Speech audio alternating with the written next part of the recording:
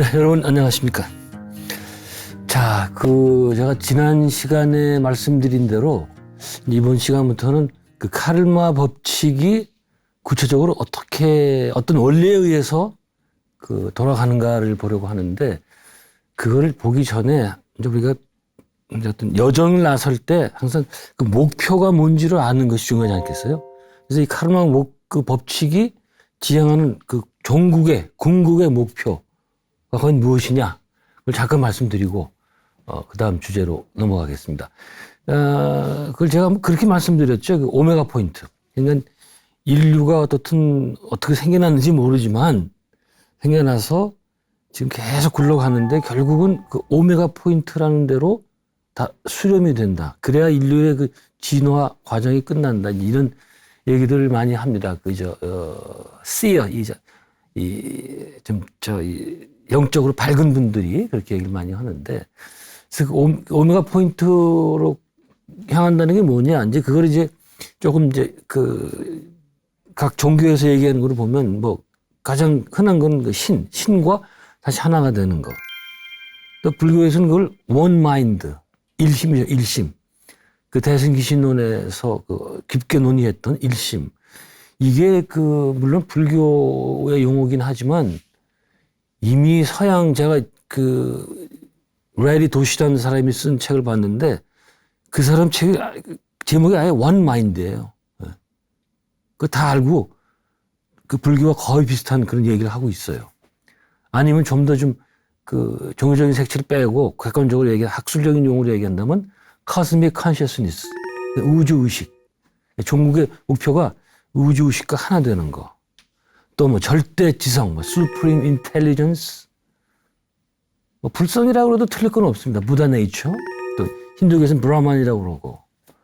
또 윌리엄 제임스, 미국의 최고의 철학자 있지 않습니까? 최고의 사상가이자 철학자. 그분은 cosmic reservoir of consciousness. 그러니까 우주적인 저장, 의식의 우주적인 저장고. 이런 거. 참 사람들이 다르고 용어는 다르지만 결국은 하나를 지향을 한다. 이렇게 얘기할 수가 있습니다. 참 이거는 우리 현실 생활을 하면서 그 얘기를 들으면 정말 귀신 씨네나 까먹은 소리인가, 아니면 자다가 봉창 두드리는 소리인가, 이런 너무나 동떨어진 소리이기 때문에 우리는 지금 전세금 때문에, 취직 때문에, 전부 이런 것 때문에 고생하는데 무슨 오메가 포인트에 나와서 뭘 하나가 되고 말이죠. 이게 되는 건 모두 자아를 초월해야 되는 거거든요. 예. 이게 과연 가능한 거냐? 우리가 지금 산재된 문제가 얼마나 많은데. 예. 그러나 이 종교 사상, 철학하는 분들의 얘기는 어떻든 이렇게 돼 있어요. 우리는 원래는 제가 좀 말씀드렸던 cosmic consciousness니 supreme intelligence, 원래는 그것과 원래 하나였다. 근데 거기서 분리가 됐어요. 그거를 이제 involution, 한자로 번역할 때는 퇴각할 때가 구를 전자고 써가지고. 그 퇴전, involution이 되는데, 우리 인간의 그 목표는 뭐냐? evolution, 다시 evolution, 올라가서 진화돼가지고, 절대 실제와 하나 되는 거. 이게 모든 인류의 궁극적인 목표라는 거예요. 그리고 모든 종교들, 불교, 기독교, 이슬람교, 이렇게 큰 종교들이 얘기하는 게 다 이런 같은 것들이고. 근데 여기서 또 항상 문제되는 게, 아니, 내가 또 우리 각 개별적인 자아들이 절대 실제 하나였다면은 왜 분리가 됐을까, 우리는 거기서. 응? 아까 퇴전, 인볼루션이라고 그랬잖아요. 왜 분리가 됐을까? 응? 그럼 잘 몰라요, 그거. 언제, 어떻게, 왜 분리가 됐는지. 정답은 모르지만 아마 제 생각은 전체로 있다가 갑자기 스스로 생각하면서 분리가 된 것 아닐까. 예를 든다면 바다가 있는데 어떤 물방울 하나가 스스로 이렇게 막을 치는 거예요. 스스로 생각을 하면, 막을 쳐요. 그럼 그게 분리가 되는 거예요. 그 막만 없애면 다시 대양과 하나가 되죠. 범아이려. 그게 힌두교나 불교의 궁극적인 목표가 그거거든요. 범아이려. 근데 이거를 누가 분리했느냐? 남이 시킨 게 전혀 아닙니다. 스스로 분리한 거예요. 근데 왜 분리했냐? 몰라요. 이거는 어딜 찾아, 결국 전국적인 것은 대답하기 힘들어요. 그래서 제가 언젠가 말씀드렸죠. 부처님이 이런 문제, 이건 처음이 어떻고 뭐 우주는 끝이 있고 없고 뭐 이런 문제, 형이상학적 문제들은 끝이 없다. 그게 지금 문제가 아니다. 그게 지금 여기서 나의 그 아픔 여기서 벗어날 생각을 해야지. 그런 형이상학적 문제에 빠질 시간이 없다. 이제 그런데 어떤 목표는 그런데 그 전에 그 목표에 도달하기 위해서 반드시 해야 될 일이 있다. 뭐냐? 도덕적으로 살아야 된다. 도덕적으로 순수하게 한 삶을 살아야 된다. 쉽게 얘기해서 착하지 않고는 도를 깨칠 수가 없다. 그러니까 도인이 착하지 않다는 건 생각할 수 없는 겁니다.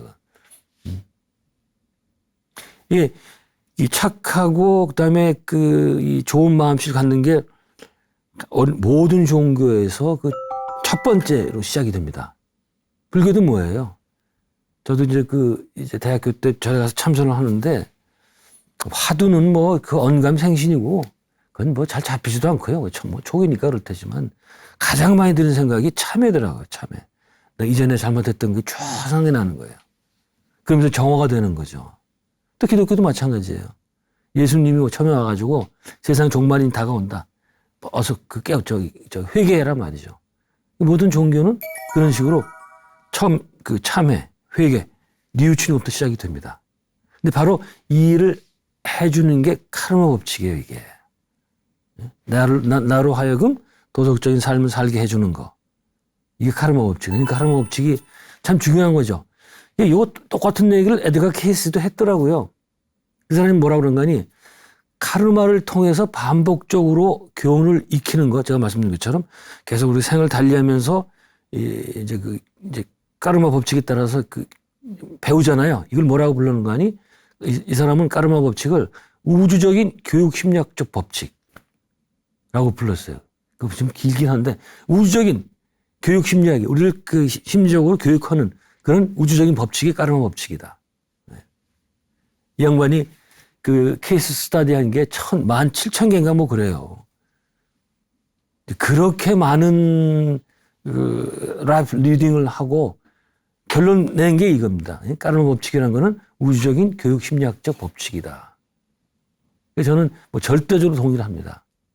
그러면서 이제 이 사람 또 얘기는 인간 교육이 까르마 법칙을 통해서 범우주적인 차원에서 이루어진단 말이죠.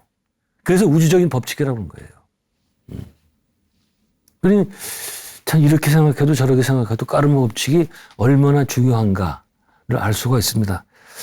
저는 선불교에서 참선을 하고 공안을 참고하고 그거 다 좋은데 그 전에 까르마 법칙이 어떻게 돌아가는가 알고 어떻게 살아야 되는가 이거 아는 것보다 더 중요하게 더 급선무겠다 그렇게 생각을 합니다. 자, 이제 본격적으로 카르마 법칙의 전모에 대해서 들어가 보도록 합니다. 카르마 법칙이 어떻게 운영이 되는지 어떻게 돌아가는지 제가 계속 많이 말씀드렸던 건데 우리는 카르마 법칙을 징벌로 오해하는 경우가 많다. 여러분 많이 들으셨죠?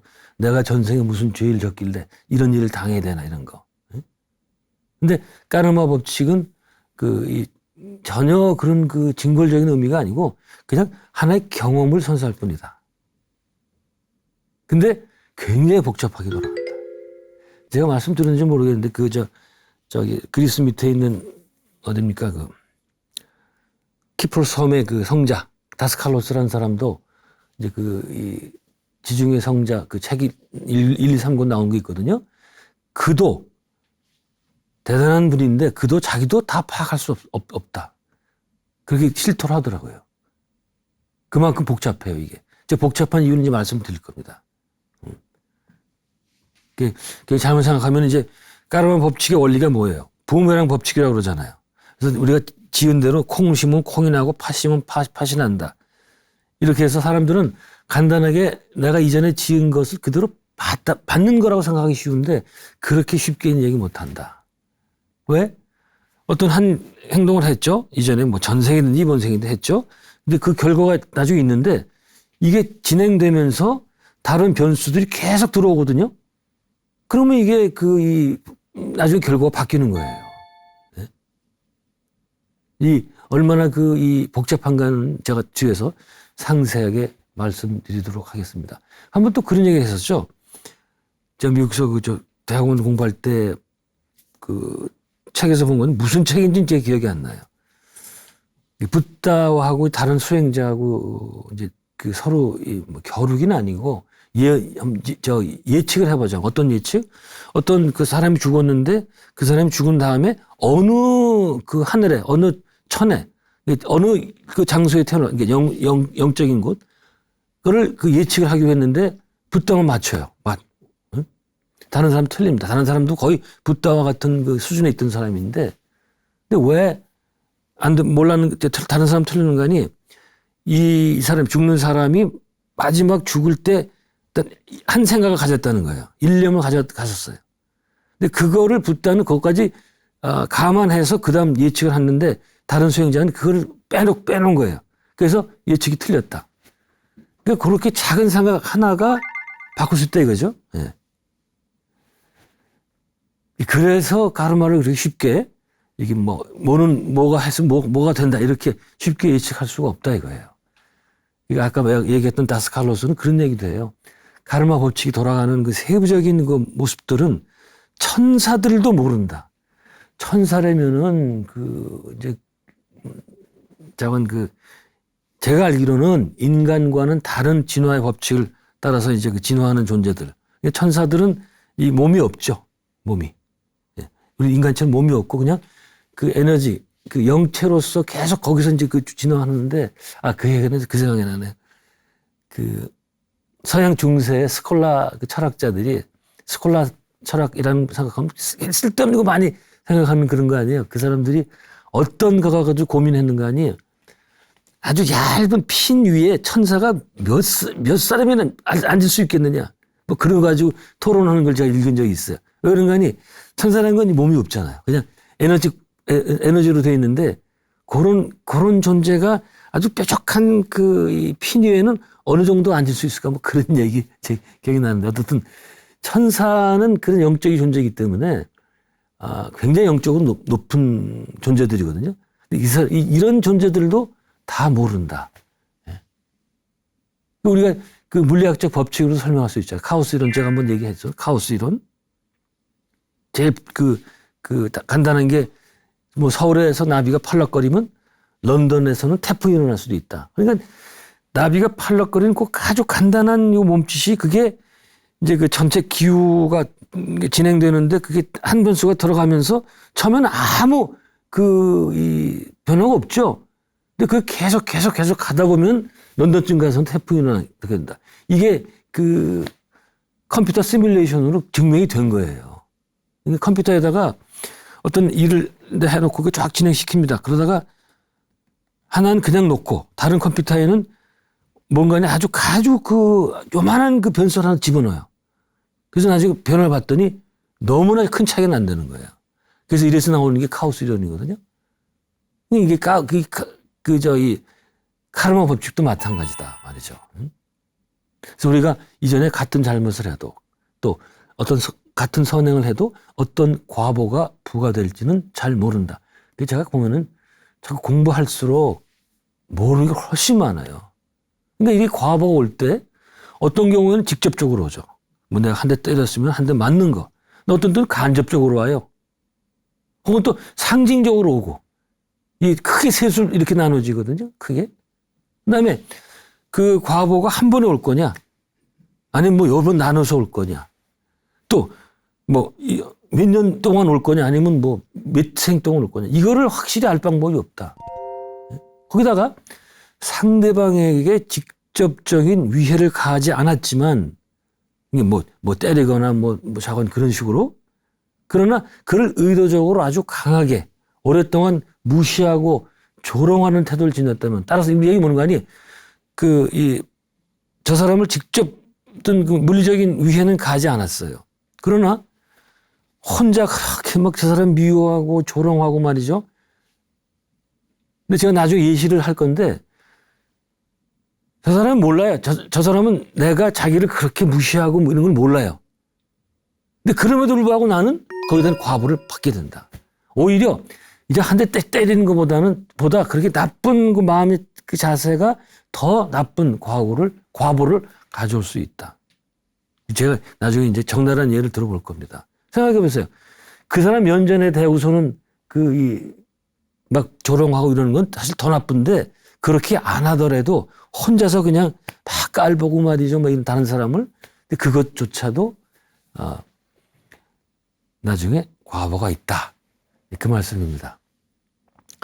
자, 제가 이제 불교 거만 얘기하다 보면은 좀 이해가 좀 덜 될 수도 있기 때문에 한번 다른 종교와 비교를 해보면서 한번 얘기를 나가 볼까 합니다. 자, 기독교의 경우 예를 들어보죠. 우리가 이게 종교는요, 이렇게 비교하면서 공부해야 돼요. 그래야 우리가 지금 한 종교에 빠진 사람들이 종종 그 범하는 오류가 내 종교에 다 있어. 내 것만이 진리야. 이런 거가 많이 빠지거든요. 근데 그렇지는 않습니다. 제가 여러 종교를 공부해 보니까 불교는 이런 면에서 강하고 기독교는 이런 면에서 강하고 서로 이게 장단점 혹은 강한 점, 약한 점이 달라요. 네. 서로 배울 게 굉장히 많습니다. 종교 간 대화라는 게 필요한 거죠. 네. 그리고 이 종교를 얘기할 때 많이 또 범하는 실수가 다른 종교를 알지 못하면서 그냥 자기 종교 관점에서 비판하는 거. 이거 굉장히 많아요. 불교와 기독교를 대할 때, 기독교와 불교를 대할 때 굉장히 많아요. 근데 그건 절대로 그러면 안 됩니다. 제가 그 종교 간 대화의 그 세계적인 거장, 제 은사님이었는데, 미국 그 대학에서. 레너드 스위들러 교수라고, 정말 그분은 뭐, 그 종교 간 대화로서는 뭐, 더 이상 없어요. 그분밖에는. 그런 잡지도 아직 계속 몇십 년간 내고 있고, 이분이 뭘 만드는 거 아니? 종교 간 대화를 위한 10계명이라는 걸 만들었어요. 우리가 종교 간 대화를 할 때 지켜야 될 10가지. 모세 10계명 흉내낸 거죠. 그분은 캐톨릭이었으니까. 그 중에 하나가 뭔가 하니 다른 종교를 대할 때, 다른 종교를 이해하고 싶을 때 그 종교에 들어가서 생활하고 완전히 그 종교인이 되는 체험하고 그 다음에 얘기하라 이거예요. 바깥에서 그냥 뭐 되는 대로 얘기하면 안 돼. 그러면서 뭐라 그러는지 아세요? 그 종교로 들어가서 그 종교인처럼 생활할 때 내가 그 종교로 개종할 수도 있다는 위험까지도 감수해야 된단 말이에요. 이 정도예요, 이 정도. 이때 가장 굉장히 많이 나오는 속담이 있습니다. 미국 인디안들의 속담인데 어느 한 사람을 이해하고 싶다면 그 사람의 신발을 신고 1마일을 가보라. 그런 얘기가 나와요. 이 신발이라는 건 사실 서양 사람들은 절대로 안 벗거든요. 신발 벗으면 상복을 의미해요. 제가 옆길을 또 빠져볼까요? 그 엘리자베스 여왕이 한국에 와가지고 안동에 갔잖아요. 근데 그때 이제 이 생일상을 차려줬거든요. 거기서 어디요? 하회 마을에서. 근데 거길 들어가려면 신발을 벗어야 돼. 여왕이. 근데 절대로 안 벗는 거죠. 미국 영화 보세요. 걔네들은 침대도 신발 신고 올라가요. 자기 전에 물론 잘 때만 벗죠. 신발을. 근데 그때 엘리자베스 여왕이 신발을 벗고 올라갔다는 거. 굉장한 파격이라고 그러더라고요. 그 신발이라는 건 그만큼 중요하고 그다음에 또 옆길을 빠지면 신발은 꿈에서 우리 꿈꿀 때 신발이 나오면 그 자아를 의미해요. 나를 의미해요. 여러분, 꿈꿀 때 나의 옷이 나오거나 신발이 나온다 한다면 그것은 내가 내 무의식에서 이런 신발이라는 상징을 통해서 내 의식한테 뭔가 메시지를 주는 거예요. 그 정도로 신발이 가장 중요한 거거든요. 그래서 미국 인디안 속담이 그 사람을 이해하고 싶다면 그 사람의 신발을 신고 1마일을 가라. 그런 얘기가 나오는 거거든요. 그래서 우리가 다른 종교를 대할 때 굉장히 조심하게 얘기를 해야 됩니다. 자, 다시 이제 돌아갑니다. 자, 기독교의 중요한 교리 중 하나가 대속론이 있어요. 대속론은 뭔가 하니 예수가 당신이 죽음으로 해서 십자가에서 죽음으로 해서 인류의 죄를 대신 감면해줬다. 이런 거예요. 대속했다는 거예요. 여러분 아시잖아요. 그 아담과 이브라는 두 친구가 에덴의 동산에서 그 먹지 말라고 그랬는데 하나님이 먹지 말라고 그랬잖아요. 선악과를. 사람이라는 게 또 그렇잖아요. 자꾸 하지 말라 그러면 또 하고 싶은 게 사람이다. 어떤 사람들은 그렇게 비판을 해요. 또 왜 그 신이 그냥 가만 놔뒀으면 아담과 이브가 그 선악과를 안 먹을 텐데 굳이 먹지 말라고 강조를 해가지고 그러면 또 그걸 또 어기고 싶은 게 사람 아니냐. 그래서 그렇게 아담과 이브로 하여금 먹게 만들었냐. 이런 식으로 도 비판하는데 이런 게 기독교는 유대교를 모르고 비판하는 거지. 그렇게 해서 접근하면 안 되죠. 어쨌든 그렇게 돼서 아담과 이브가 이제 신을 거역했기 때문에 저질렀고 에덴 동산에서 퇴출되잖아요. 바로 이 죄를 우리 인간들이 전부 이제 갖고 태어난다는 거죠. 그런데 하나님께서 너무나 이 인간들을 사랑하시사 독생자 예수를 보내서 대신 죽게 하게 하고 인간들의 죄를 탕감하셨다. 이런 얘기거든요. 이게 대속론이에요, 이게. 이 기독교는 이거 굉장히 중요한 교리입니다. 근데 이건 제가 틀렸다 맞았다 그런 얘기 하는 게 아니고 카르마 법칙에서 볼 때는 이거는 아니다. 이건 배치된다. 상치되는 거예요. 왜? 내가 지은 거는 모두 내게 오지 옆에 어느 누구도 나의 죄나 나의 과오를 대신 해줄 수는 없다. 물론 감정적으로는 도와줄 수 있어요. 당연히. 모든 건 자기가 저지른 건 자기가 책임을 져야 되는 거다. 그래서 어느 절에 보면 업장소멸한다고 의례를 예를 들어서 금강경 1만 독 한다든가 또 옛날에 저희 선친 대에서 그랬는데 그냥 불경을 적잖아요. 그래서 이게 다 필사하는 거 업장 소멸하는 거다 이렇게 얘기를 하는데 저도 그것도 틀렸다 그런 건 전혀 아닙니다. 그러나 단지 좀 소극적인 방법이겠다. 예. 소극적인 방법이에요.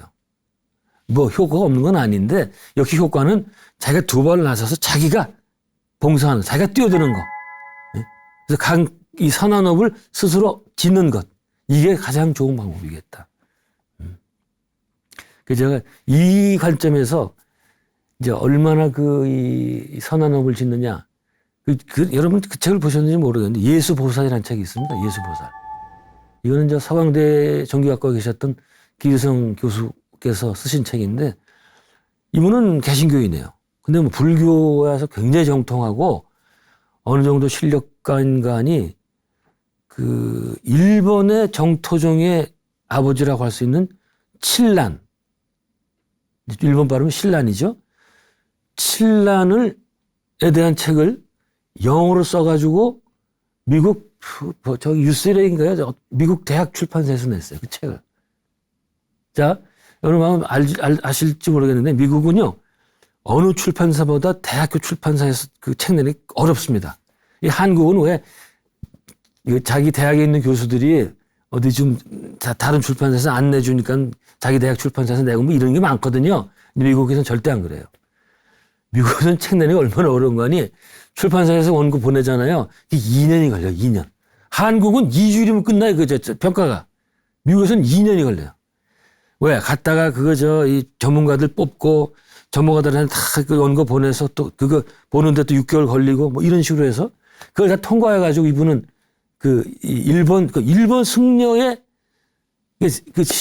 칠라는요 정토종 퓨어랜드 부디즘에서 전 세계적으로 훌륭한 학자 중 한 사람입니다. 네. 한국인 정토종 학자가 거의 원효가 좀 쓰고 그런 걸 제 기억을 하는데 일본이 정토종이 굉장히 발전하거든요.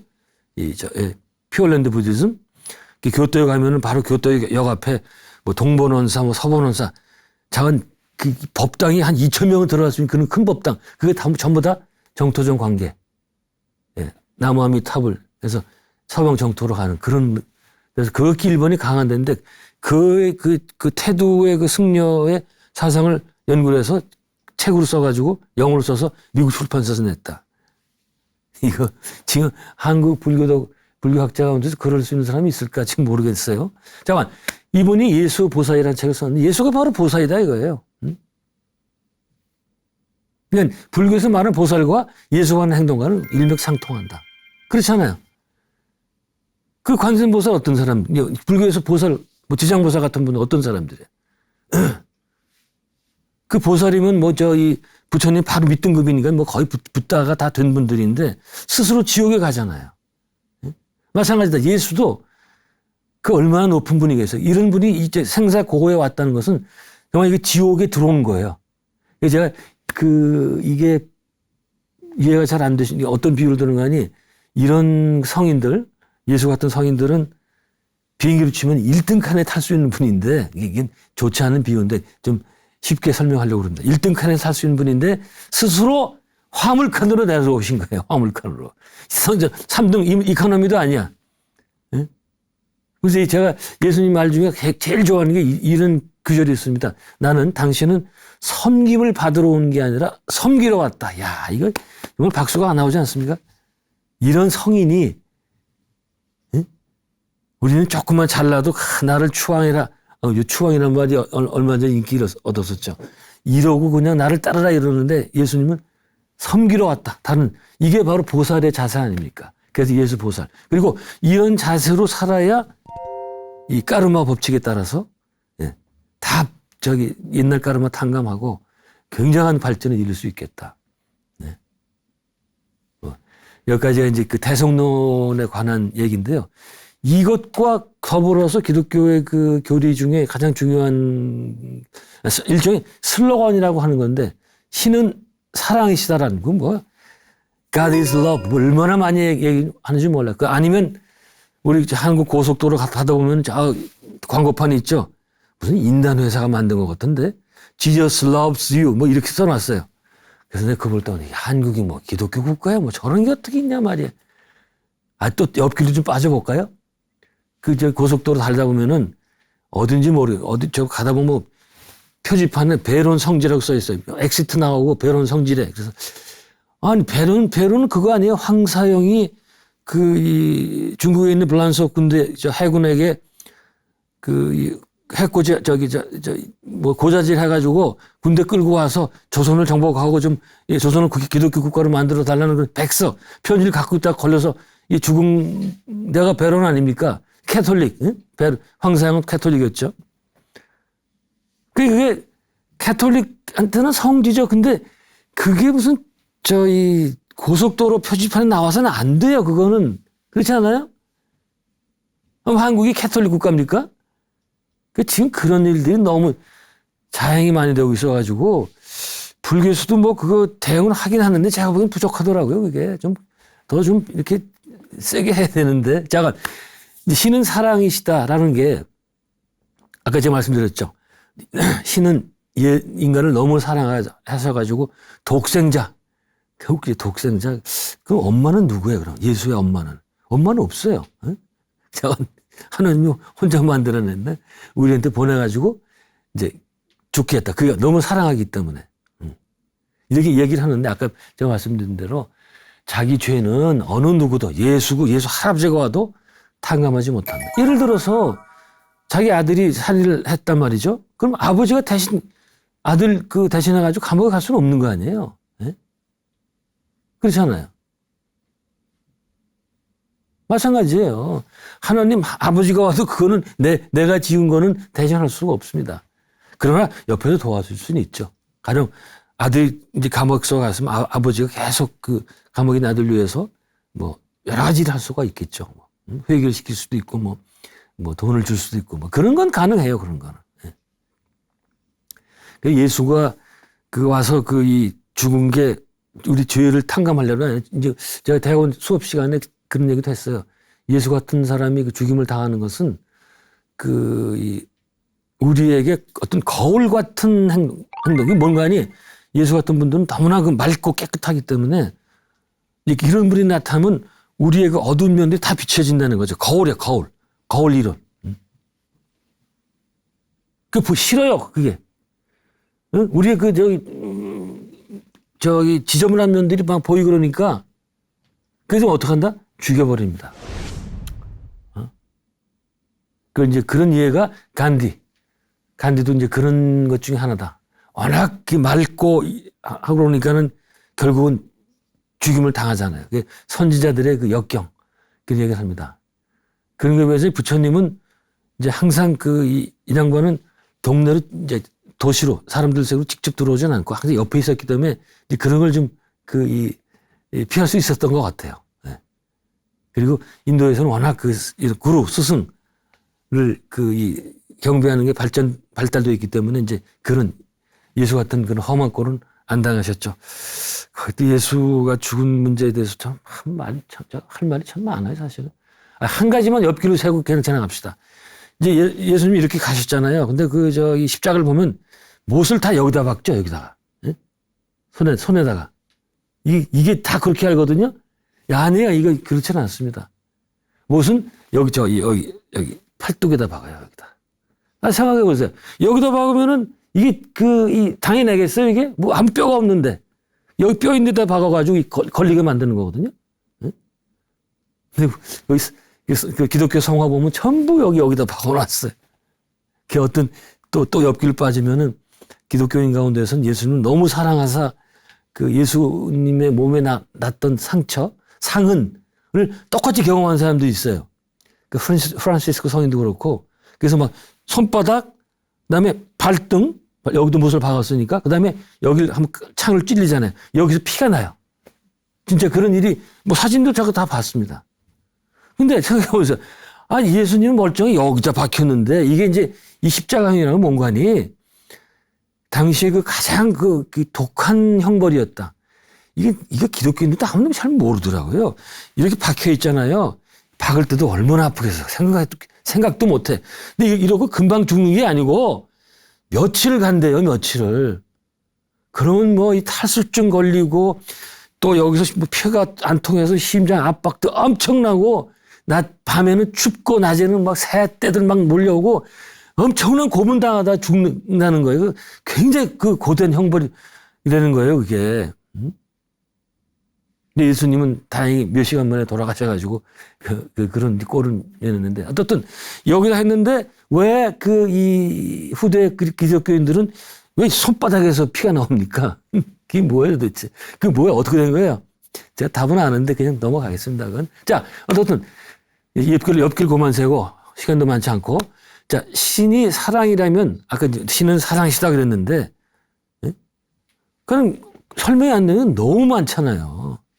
왜 어린 소녀가 전 항상 그 얘기를 듣는데 성폭행을 당하고 또 죽임까지 당해요. 12살짜리 아이가.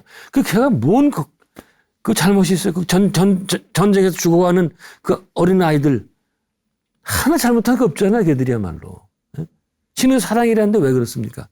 근데 까르마의 법칙에 따르면 인간의 행동은 신과는 아무 관계가 없고 자신이 벌인 일이고 그러니까 누가 무슨 일을 당하든지 간에 그것은 자신이 벌렸던 이 일을 어느 형태로든 작은 과보를 받는 것이고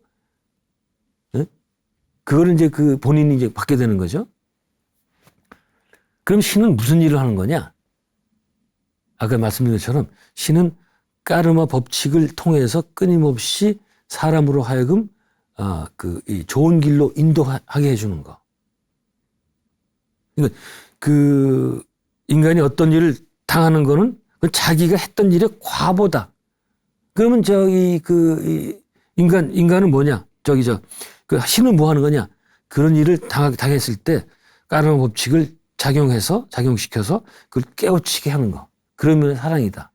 이런 얘기가 있는데 또 재미난 게 이 한 가지만 하고 이제 제가 이번 강의 끝내야 될 것 같은데 신약에 나오는 얘기입니다. 기독교 신약 성서에 여기 이 불교도 여러분들도 한번 잘 읽어보세요. 이 복음서 4개 있잖아요. 재미난 거 참 많이 나옵니다, 이게. 요한복음에 보면은 요한복음도 참 얘기할 거리가 많은 책인데 어떻든 제자가 예수한테 이제 길에서 시각장애인을 만나요. 제자가 예수한테 물어봅니다. 선생님, 이 사람이 시각장애인으로 태어난 것은 누구의 죄입니까? 본인의 죄입니까? 아니면 부모의 죄입니까?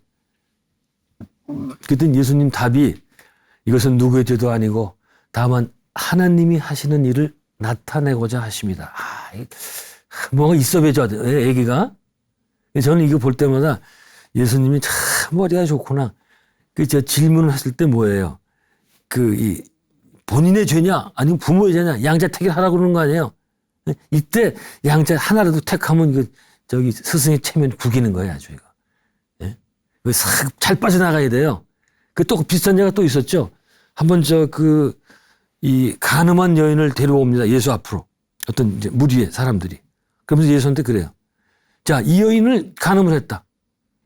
그럼 당신은 유대계 율법에 의하면 간음한 여인은 돌로 쳐서 죽인다고 그렇게 돼 있어요. 그렇게 죽이겠느냐 아니면 당신 맨날 얘기처럼 무조건 용서를 해서 용서를 할 거냐.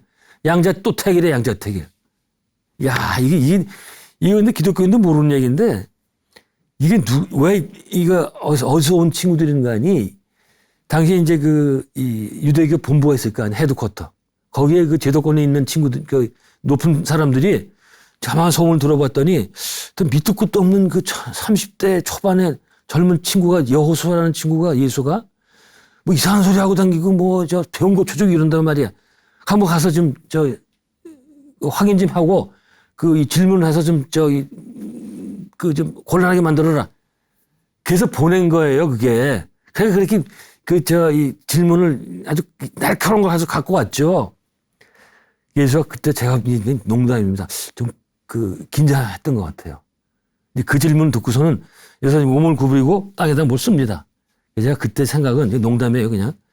아마 이제 내려가면서 야, 이거 어떡하지? 큰일 났네. 저거 이거 둘 중에 하나 얘기하면 안 되는데 예수님 머리가 슈퍼컴퓨터 하네요. 다 올라오면서 이제 알았어요. 뭐라고 그랬습니까? 양자택일이 아니고 죄 없는 자는 돌을 던져라. 당신들 가운데. 다시 튕겨버린 거예요. 그래서 이제 물려보냈거든요. 그 다음에 거기 이제 신약에는 나오지 않은데 예수가 다시 간음한 여인 불러다가 뭐 한마디 한 게 있대요. 제가 어떤 여성 신학자한테 들었는데 제가 그 말씀 못 드리겠어요. 재미난 얘기인데 오해를 받을 것 같아요. 자, 어떻든 이때 예수의 제자들의 오해는 뭐냐? 육체적인 장애를 죄로 단정하는 단견 혹은 편견. 이게 제자들의 오해라는 거예요. 이게 이 사람이 시각장애자가 된 것은 물론 전생에 무슨 과오를 저질러서 그럴 수도 있고 아니면 스스로 택해서 그럴 수도 있고 알 수가 없는 거예요. 근데 이 제자들은 그거를 그냥 이 과오로만 생각을 하고 한 거죠. 그런데 이 까르마 법칙에 따른다면 이 사람이 이 시각장애자가 장애인이 됨으로 해서 영적인 성장을 훨씬 더 도모할 수 있다. 그래서 만약 잘 극복한다면 비장애인보다 더 많은 진보를 이룰 수가 있다. 그래서 예수가 이게 하나님이 하시는 일을 드러내고자 합니다. 신이 하는 일을 드러내고자 합니다. 이런 거 아닐까? 그런 생각이 듭니다. 이건 기독교에서는 이렇게 해석하는 것 같지는 않고요. 그런 얘기들이 많이 있는데, 이게 또 얘기가 많은데, 이건 뭐 재미난 얘기가 많은데, 오늘 뭐 시간이 다 돼서 오늘 여기까지 마치도록 하겠습니다. 네, 여러분, 감사합니다.